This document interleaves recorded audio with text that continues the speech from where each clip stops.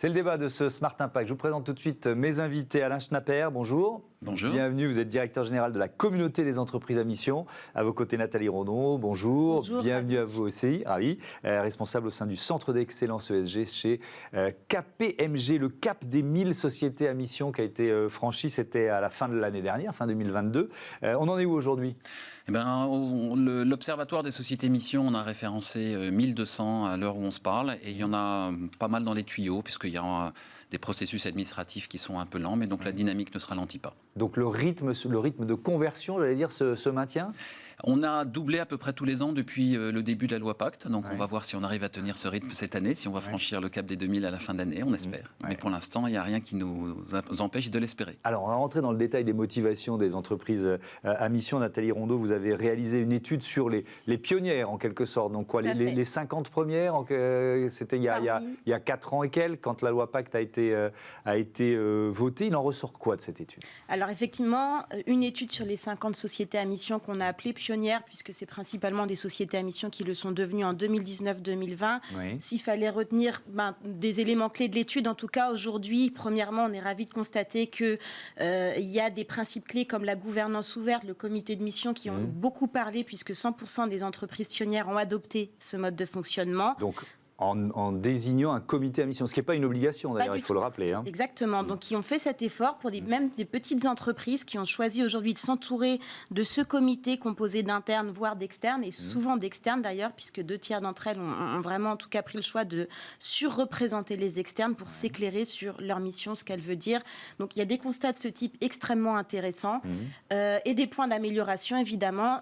Typiquement aujourd'hui encore une petite confusion entre RSE, société à mission, qui continue à se marquer, puisqu'on a à peu près 60% des entreprises aujourd'hui qui n'ont pas encore complètement corrélé leur mission et leur activité. Oui, alors ça m'intéresse sur les raisons d'être aussi, parce que moi j'ai reçu beaucoup d'entreprises qui étaient en cours de mission, qui avaient défini leur raison d'être, qui n'étaient pas encore entreprises à mission. Souvent c'est intéressant de voir les mots qui sont choisis.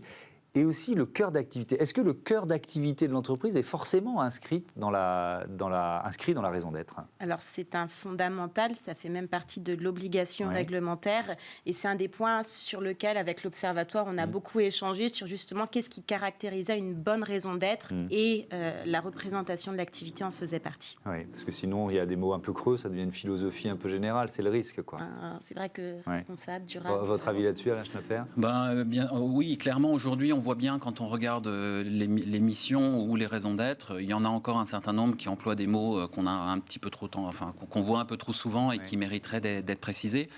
D'autant plus qu'il n'y a pas d'obligation à avoir une raison d'être très courte qui ressemble à un slogan, et donc ça peut être vertueux de faire l'effort de bien préciser les enjeux auxquels l'entreprise essaye de répondre, et donc du tout de bien détailler.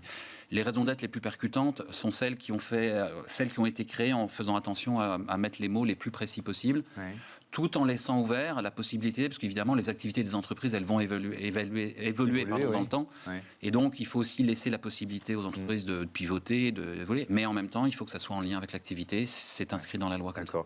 Est-ce qu'il y a un portrait robot de l'entreprise à mission ? C'est plutôt une PME, Alors, c'est à 80% une PME, disons moins de 50 salariés. Donc, dit différemment, ça fait 20% d'entreprises qui ont plus de 50 salariés. Si on compare à l'ensemble des entreprises, d'une certaine manière, les grandes entreprises sont relativement surreprésentées, parce que typiquement, il y a beaucoup plus de 80% de PME. Donc, c'est relativement à l'image du tissu, avec une légère surreprésentation des grandes entreprises. C'est moitié-moitié entre Paris et les régions. Et on voit qu'il y a une surreprésentation des entreprises récentes. C'est-à-dire qu'il y a maintenant aujourd'hui beaucoup d'entreprises qui se créent directement avec la qualité de société à mission. C'est souvent des entreprises qui se créent avec un projet, une mission. On les qualifie de mission native, c'est-à-dire qui vraiment se créent avec l'ambition de traiter tel ou tel enjeu, et donc adoptent directement la qualité de société à mission. Les entreprises que vous avez sondées pour cette étude, quel bilan elles en font ? Est-ce qu'elles disent ça a été bénéfique, ça nous a permis d'avancer, ça a été quoi ? Un outil d'attractivité par exemple ? Quel constat vous faites là-dessus ? Alors, on ne les a pas forcément sondées, mais on travaille avec beaucoup d'entre elles au niveau de KPMG, avec au moins une trentaine de sociétés à mission aujourd'hui de toute taille. Et je pense qu'un des mots qui ressort le plus, c'est le mot d'innovation, en tout cas. Donc, ce n'est pas forcément quelque chose d'inné. C'est un mouvement qui peut prendre un petit peu de temps pour émerger, mais se poser la question de comment, à travers son activité, on va chercher une contribution, une utilité en permanence, toujours un peu plus loin, toujours avec des engagements, toujours en donnant des preuves aussi de ce qu'on est en train de faire. Ça demande réellement d'innover dans la manière de réfléchir son activité, la manière de créer de la valeur aussi et les comptes qu'on veut rendre aussi par rapport à son activité. Donc je pense que c'est cette innovation-là qui est assez intrinsèque au modèle et qui le rend très intéressant. Est-ce qu'il y a un secteur qui est plus facilement à mission, vous voyez ce que je veux dire, ou au contraire un autre, on va faire les deux bouts de la chaîne qui est un peu en retard, quoi, ou qui a... Alors, on a des secteurs plus représentés que d'autres aujourd'hui dans des métiers par exemple, de finance, de conseil, de services aux entreprises. Mais en réalité, c'est un modèle qui doit pouvoir être adapté à tous. Et on a tous les secteurs de sociétés à mission qui seront présentés aujourd'hui. Un petit peu moins d'industriels ou d'entreprises, par exemple, dans l'agriculture, mais il y en a quand même. Ouais. Le secteur CHR, café, hôtellerie, restauration, il s'y met aussi ? Il s'y met aussi sur des sujets de bien manger, bien-être, qui est quand même une problématique fondamentale. Il y a plusieurs entreprises de la restauration collective, par exemple, qui sont devenues sociétés à mission. Ouais. Est-ce qu'il faut aller plus loin ? Parce que définir sa raison d'être, devenir société à mission, c'est très important. Mais en septembre 2022, il y a eu le même jour deux entreprises importantes, le Crédit Mutuel et la Maïf, qui ont annoncé la création d'un dividende sociétal ou dividende écologique, 15% pour le Crédit Mutuel, 10% pour la Maïf, de leurs bénéfices consacrés à cet objectif. Est-ce qu'il faut aller jusque-là ? Parce que c'est plus contraignant, vous voyez ce que je veux dire ? Alors, c'est une question délicate. D'abord, le principe de la société à mission, c'est que chaque entreprise reste libre de déterminer sa mission. Oui.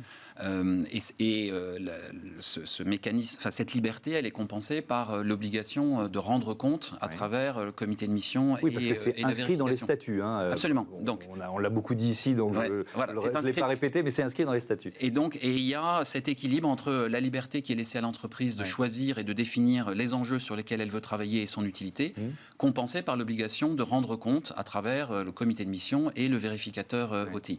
Cette liberté, elle est centrale parce que c'est celle qui permet à l'entreprise de faire preuve d'innovation et de se transformer. Donc ensuite, que des mécanismes, j'allais dire complémentaires, se mettent en place, pourquoi pas. Mais là encore, le principe reste fondamentalement la liberté laissée à l'entreprise de choisir ses combats en quelque sorte et les enjeux sur lesquels elle veut travailler. Ajoutons que dans les deux cas que vous citez, il s'agit d'entreprises. On est presque à la limite de la philanthropie, puisqu'on est dans une logique de, une fois qu'on a mis en œuvre notre activité, donc on a a priori traité les enjeux qu'on souhaitait traiter, on a dégagé des résultats et on décide volontairement de consacrer une part de ces résultats à d'autres activités. Et donc, on est dans comment est-ce que je vais utiliser le bénéfice que j'ai tiré de mes activités. Et donc, c'est lié ou pas à la mission. Disons que dans la logique de la mission, on aurait presque envie de dire qu'il serait encore plus pertinent que les entreprises aient investi encore davantage pour atteindre les objectifs qu'elles s'est donnés, plutôt que, a posteriori, de manière presque philanthropique, d'attribuer ou de répartir le dividende, même si évidemment c'est une initiative qu'on ne peut que saluer. Ouais. Je voudrais qu'on reparle de l'attractivité, Nathalie Rondeau, KPMG qui est devenue entreprise à mission elle aussi l'an dernier, c'est ça ? En 2022. Alors déjà, un mot de ce que ça a représenté pour les salariés. C'était une étape importante, il y a eu une réflexion collective, comment ça s'est passé ? Alors ça a été une étape évidemment fondamentale, c'est le fruit aussi de toute une réflexion qui s'est instaurée à l'issue de la période de la pandémie sur quel sens on donne, comment on va chercher finalement des messages, une valeur supplémentaire du sens, ce supplément d'âme en fait qu'on cherche aussi dans une entreprise et qui fait qu'aujourd'hui un salarié a envie de rejoindre son futur employeur et va se retrouver. Et aujourd'hui, donc c'est un long chemin, on travaille beaucoup sur ce sujet-là au niveau de KPMG, mais c'est vrai qu'on a des retours extrêmement positifs pendant des entretiens d'embauche, typiquement de candidats qui viennent nous voir et qui nous disent on vous choisirait, vous, parce que vous êtes société à mission et c'est quelque chose qui nous parle. Donc, on sent quand même, en termes d'attractivité, que c'est quelque chose qui parle à des jeunes et des moins jeunes, d'ailleurs, qui aujourd'hui cherchent cette cohérence-là entre leurs valeurs et ce qu'elles veulent faire au quotidien dans leur travail. Alors, je vais poser la question inverse, parce qu'il faut toujours se dire qu'il y a peut-être un risque, Oui. même si c'est peut-être le prisme journalistique de faire ça, mais est-ce qu'au contraire, il y a des entreprises qui se sont définies à mission et qui finalement ont eu un effet boomerang, c'est-à-dire, voilà, puisque c'est inscrit dans les statuts, tiens, vous n'avez pas respecté tel engagement. Alors, il y a toujours un risque puisqu'on s'expose, en fait. On prend des engagements et on va chercher une forme d'exemplarité. C'est-à-dire, on le disait, la mission n'est pas la RSE. Oui. On ne va pas avoir des sociétés à mission qui s'engagent à respecter les droits humains. Ça n'aurait aucun sens. Donc, ce qui veut dire que l'attendu, l'implicite, c'est de dire, puisque je suis société à mission, j'ai géré tout le reste. Je traite bien mes salariés, je minimise mon impact sur l'environnement, je respecte des fondamentaux. Et évidemment, dès qu'on prend cet engagement de société à mission, le corollaire, même s'il est implicite, c'est de dire... je suis responsable à la base de manière assez fondamentale. Et l'exemplarité, c'est jamais facile. Ouais. Est-ce que cette dimension-là, c'est encore un frein ? C'est-à-dire, est-ce qu'il y a certains patrons, COMEX d'entreprises qui se disent tiens, on voudrait bien utiliser la loi Pacte, mais on n'y va pas parce qu'on a peur de l'effet boomerang ? Alors oui, sûrement, il y a des dirigeants qui évoquent non pas le risque juridique, mais plutôt le risque réputationnel. Oui, c'est ça. Ouais. Alors après, il faut être clair, ça s'appuie sur une forme d'incompréhension de ce qu'est la société à mission. C'est-à-dire que la société à mission, ça n'est pas un label, et a fortiori, ça n'est pas un label de vertu. C'est juste un cadre juridique qui permet de sécuriser dans la durée les engagements que prennent les entreprises. Et les sécuriser parce que engagement, inscription dans les statuts, engagement des actionnaire, valeur juridique. Et donc, le jour où une entreprise est devenue société à mission, elle n'est pas plus vertueuse que sa voisine ou que sa concurrente, elle n'est pas devenue brusquement relais d'une sainteté. Bref, elle s'est juste engagée et elle a pris des engagements clairs sur la direction qu'elle veut prendre, la manière dont elle veut contribuer. Et clairement, c'est un chemin qu'elle s'est dessiné. Et donc, le jour où elle est devenue société à mission, eh bien, a priori, elle est au tout début de son chemin et elle a encore, évidemment, des progrès à faire.